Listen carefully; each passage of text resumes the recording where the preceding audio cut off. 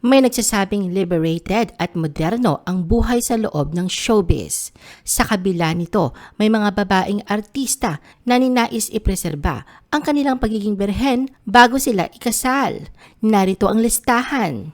The Philippine Showbiz List presents female celebrities na mga birhen bago magpakasal. Alex Gonzaga. Bagamat kilala sa pagiging kwela at kapilyahan, malaki ang pagpapahalaga ni Alex sa kanyang pagkababae. Hindi naging lihim ito lalo pa at naging bukas si Alex sa usaping ito sa kanyang mga vlogs.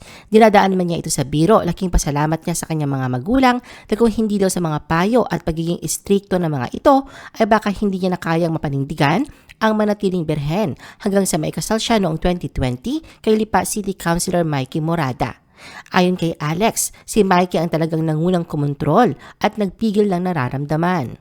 Malakian niya ang paghanga niya sa mister na sa hindi ito naghanap ng iba at nanatiling tapat sa pagmamahalan nila. Donna Cruz. Lingid sa kaalaman ng karamihan, si Donna ay isang proud virgin bride nang ikasal siya sa kanyang asawa na si Yong Larrazabal noong September 19, 1998. Sa isang interview noon ay bahagi ng kanyang dating manager na si Shirley Kwan na bagamat naroon ang lungkot sa desisyon ng alaga na tuluyang lisanin ang showbiz matapos ang kasal ay ginagalang niya ito. Kasabay nito ay paglilinaw ni Shirley na hindi magpapakasal si Donna dahil may dala itong package. Katunayan, buong pagmamalaki niyang sinabi na si Donna ang first virgin bride in showbiz sa loob ng maraming taon at ang pagiging birhen nito ay ang pinaka-best na regalo na maibibigay niya sa kanyang asawa sa kanilang gabi ng kasal. Max Collins. Si Max ay hayagan din sa pagsasabing nais niyang mapangalagaan ang kanyang pagkababae hanggang sa araw na makasal. Sa ginawa niyang Facebook Live noon, inamin niya na bilang pareho silang devout Christians ng dating mister na si Pancho Magno na pagkasunduan nila na hindi magtatalik bago sila magpakasal. Giit ni Max, "We just want to make everything right in the eyes of God. That's what's important to us."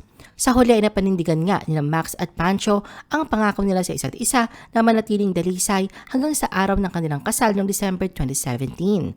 Ngunit ang pangako ng pagsasama ng panghabang buhay ay hindi nila nakayang panghawakan dahil makalipas lamang ang 4 na taong pagsasama bilang mag-asawa ay nauwi ito sa hiwalayan. Iya Villania. Masasabing ang pagsasama ni Iya at ng mister na si Drew Arellano ang one of the healthiest long-term relationships in the history of celebrity couples. Katunayan, 10 taon muna silang naging magkasintahan at sa loob ng mga panahong yon, pareho sila umiwas sa tawag ng laman. Proud si Iya sa pagsasabi na nanatili siyang birhen hanggang sa araw na makasal sila ni Drew noong 2014. Yang Constantino. Si Yang ay bukas sa pagbabahagi ng kanyang paninindigan na hindi magtalik bago makasal. Para sa kanya ang pagtatalik ay para sa mag-asawa lamang at naniniwala siya na sa oras na mag-move na sa physical intimacy, sobrang magbabago na ang relationship. Katunayan bago pa man maikasal noong 2015 sa musician na si Victor Asuncion na pag-usapan na raw nila ang tungkol sa bagay na ito.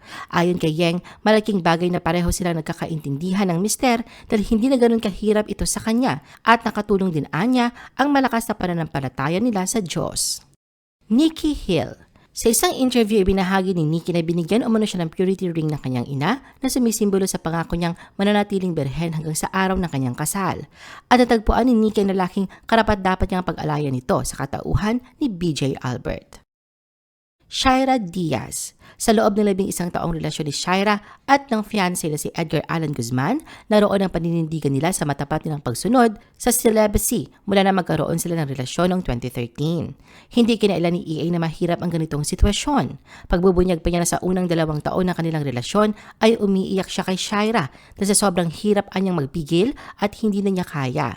Pero tinamaan naman daw siya sa sinabi ni Shaira na kung talagang totoo ang naramdaman niyang pagmamahal sa nobya ay kinailangang hintayin niya ito. Ayon kay EA, sa tuwing nakakaramdam nga raw siya ng ganon, ay palagi niyang inaalala ang sinabi sa kanya ni Shaira at dahil dito, mas lalong lumalim ang respeto niya sa sinisinta.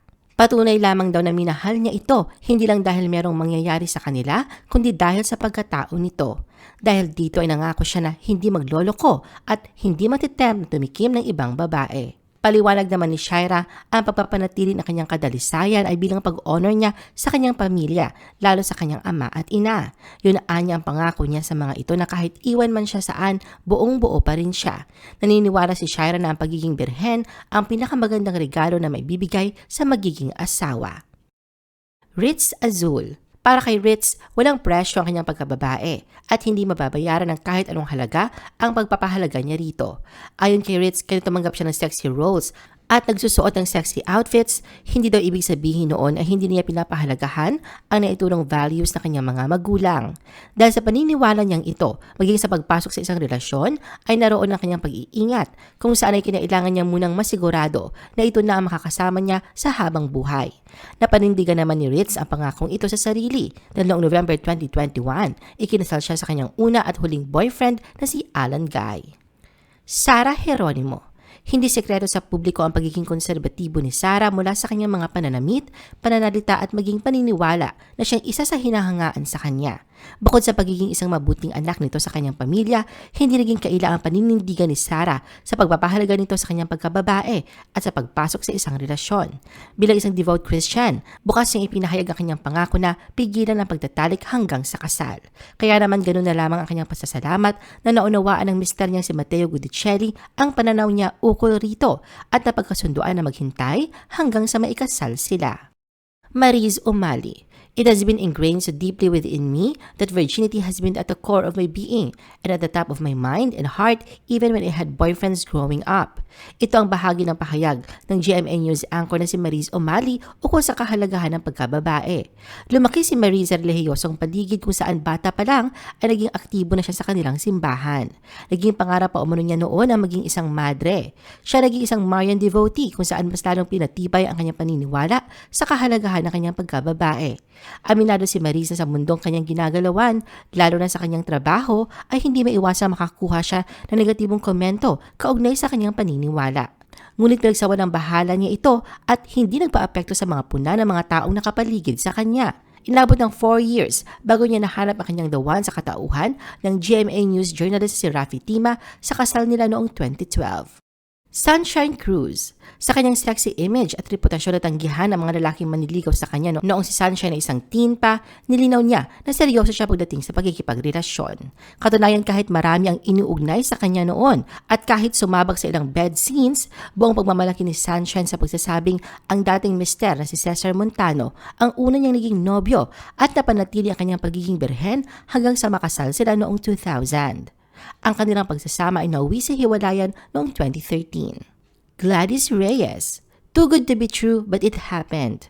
Ganito inilarawan ni Gladys ang happy ever after nila ng asawang si Christopher Rojas. Nagkakilala sila sa Mara Clara. 11 taon sila magkasintahan bago sila nagpakasal noong 2004. Masasabing perfect role model for showbiz couples ang relasyon ni Gladys at Christopher na tumakbo na ngayon ng 3 dekada. Katunayan si Christopher ang first and last love ni Gladys at nakayanan nilang pigilan ang pagnanasa sa isa't isa bago sila ikinasal. Ayon kay Gladys, ang sekreto sa matibay nilang relasyon ay prayers, patience, and partnership. Sinisiguro rin nilang iparamdam ang pagmamahal nila sa isa't isa kahit na mayroon na silang 4 na mga anak. Jewel Mish. Ang Starstruck Season 4 alumna si Jewel ay napanatili din ang pagiging birhen bago maikasal sa American husband na si Alistair Kurzer noong February 2015. Nakilala ni Jewel ang mister sa isang Christian social networking site kung saan ay naglilingkod ito sa online ministry. Inamin niya na siya ang unang nag-message kay Alistair dahil sa na-move siya sa testimony nito about Christian life. Tony Gonzaga. Ang maayos na gabay at pagpapalaki ng mga magulang ni Tony sa kanya ay nakatulong ng malaki upang papanatiling birhen hanggang sa araw ng kanyang kasal. Ani Tony, naniniwala ako that love should be unconditional. Hindi porke mahal mo ang isang tao, dapat ang condition mo, dapat sexually compatible tayo. Dagdag pa niya na dapat ang pag-ibig ang dapat na malakas na pundasyon ng kasal at ang tiwala at ang pangako na nais mong manatili sa marriage. Hindi naman ikinaila ni Tony na hindi naging madali sa kanila ng mister na si Paul Soriano na panindigan ang bagay na ito. Katunayan, upang maiwasan ang tukso kapag may out-of-town trip sila noon, ay talagang hindi sila nagsasama sa iisang kwarto. Hindi anya dapat ilagay ang sarili sa ganong sitwasyon. Kaya naman naroon ang kasiyahang naramdaman dahil sa nakaya nila itong labanan hanggang sa mismong araw ng kanilang pag-iisang dibdib noong June 2015. Para kay Tony, malaking bagay ang makatagpo ng isang taong makakaintindi at respetuhin siya sa kanyang paniniwala. Sa karanasang ito ay napatunayan niya raw na hindi basihan ang pagtatalik upang tumagal ang relasyon. At buong pagmamalaking ibinahagi na tanging si Paul lamang ang una at huling lalaking kanyang pinag-alayan nito. I-post ang inyong comments at reaction sa baba. At huwag kalimutan na i-like at i-share ang video na ito. Gusto mo pa ba ng ibang showbiz videos? Panoorin ang aming iba pang top viewed videos.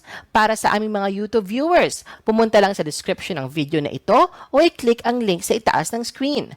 Para naman sa mga Facebook viewers, ay maaari ninyong hanapin ang mga link sa comment section ng video. I-follow nyo din kami sa Facebook at mag-subscribe sa aming YouTube channel. Thanks for watching!